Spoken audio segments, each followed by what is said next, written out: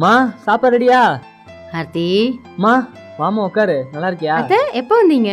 இப்பதாம்மா வந்தேன். பாப்பா எங்கம்மா? ஸ்கூலுக்கு போயிருக்கா. சரி இருங்க டீ போட்டு வரேன். மா ம். ஏன் ஒரு மாதிரி இருக்க? இருக்கிற கொஞ்ச காலத்துலயாவது உங்களோட சந்தோஷமா இருக்கலான்ட்டு தாண்டா வந்துட்டேன்.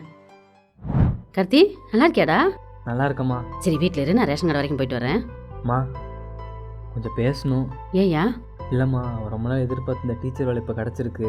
ரொம்ப சந்தோஷம்டா. ஆனால் வீட்டில் குழந்தை தனியாக இருக்கும், போக யோசிக்கிறாம்மா. நீ வந்து கொஞ்ச நாள் என் கூட இரு. நான் அண்ணன் வீட்டில் இருக்கனேடா. ஒன்று செய், உன் மாமியாட்ட கொண்டு போய் பிள்ளைய விட்டுட்டு வேலைக்கு போக சொல்லு. ஏம்மா ம். அன்றைக்கி ரோட்டில் நின்று உங்கள்கிட்ட எவ்வளோ கெஞ்சினேன், வாமா என் பிள்ளைய பார்த்துக்க, என் கூட இருந்துக்கன்னு. என் பிள்ளைய கொண்டு போய் என் மாமியார் வீட்டிலோட சொல்லிட்டேம்மா. ஏங்க அத்தை, இது உங்க வீடு அத்தை.